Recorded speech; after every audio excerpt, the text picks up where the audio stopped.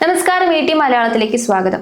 ഓഹരി വിപണിയിലെ നിക്ഷേപകരും ട്രേഡർമാരും നിർബന്ധമായും അറിഞ്ഞിരിക്കേണ്ട വളരെ സുപ്രധാനമായ ഒരു കാര്യമാണ് നമ്മൾ ഇന്ന് സംസാരിക്കുന്നത്. Reserve Bank of India stock ബ്രോക്കർമാരുടെ ഫണ്ടിംഗ് നിയമങ്ങളിൽ വലിയ മാറ്റങ്ങൾ വരുത്താൻ പോകുന്നു. ഇത് നമ്മുടെ വിപണിയെയും ബ്രോക്കർമാരുടെ പ്രവർത്തനങ്ങളെയും എങ്ങനെ ബാധിക്കുമെന്നതിനെ കുറിച്ച് നമുക്ക് ആഴത്തിൽ വിശകലനം നടത്താം.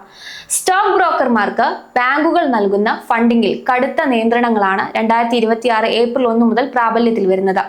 ഇതിന്റെ ഏറ്റവും പ്രധാനപ്പെട്ട വശം എന്നത് ഇനി മുതൽ ബ്രോക്കർമാർക്ക് ലഭിക്കുന്ന ഫണ്ടിംഗ് 100% സെക്യൂർഡ് ആയിരിക്കണം എന്നതാണ്.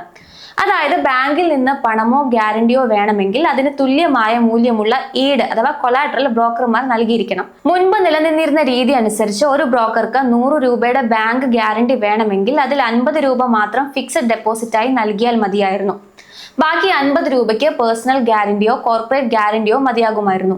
എന്നാൽ പുതിയ നിയമപ്രകാരം ഇത്തരം അൺസെക്യൂർഡ് രീതികൾ ഇനി അനുവദിക്കില്ല. എക്സ്ചേഞ്ചുകൾക്കോ ക്ലിയറിംഗ് കോർപ്പറേഷനുകൾക്കോ നൽകുന്ന ബാങ്ക് ഗ്യാരണ്ടികൾക്ക് കുറഞ്ഞത് 50% കൊളാട്രൽ ബാങ്കുകൾ വാങ്ങിയിരിക്കണം.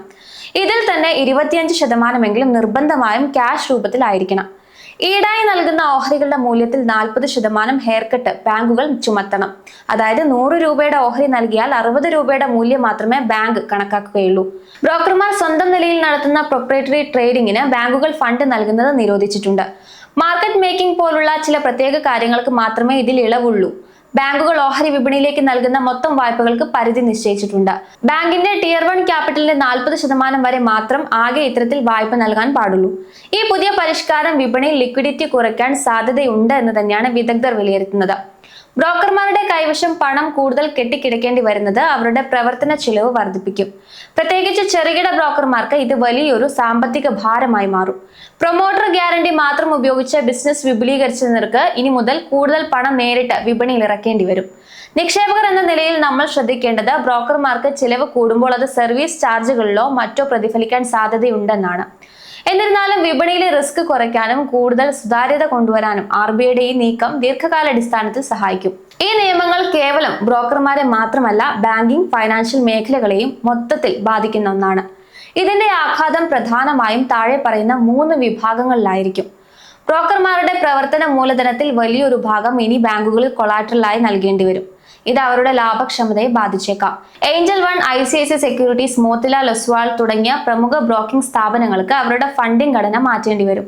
മാർജിൻ ട്രേഡിംഗ് ഫെസിലിറ്റി നൽകുന്നതിന് ഇവർക്ക് ചിലവ് കൂടും. ലിക്വിഡ് ക്യാഷ് കുറവുള്ള ചെറുകിട ബ്രോക്കർമാർക്ക് വലിയ പ്രതിസന്ധി നേരിടും. ഇത് വിപണിയിൽ വലിയ ബ്രോക്കർമാർ ചെറുകിടക്കാരെ ഏറ്റെടുക്കുന്ന സാഹചര്യത്തിലേക്ക് നയിച്ചേക്കാം.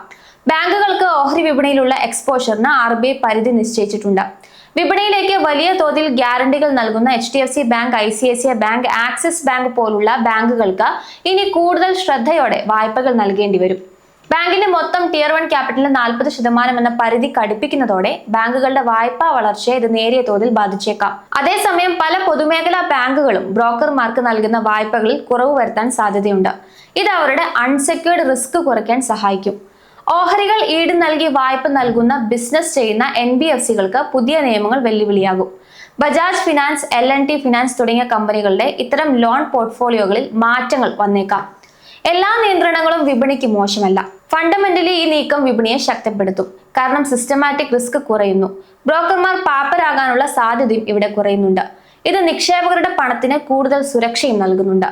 പ്രൊപ്രൈറ്ററി ട്രേഡിംഗിന് ബാങ്ക് ഫണ്ട് നിരോധിച്ചതോടെ വിപണിയിലെ കൃത്രിമമായ വിലക്കയറ്റം തടയാൻ സാധിക്കും.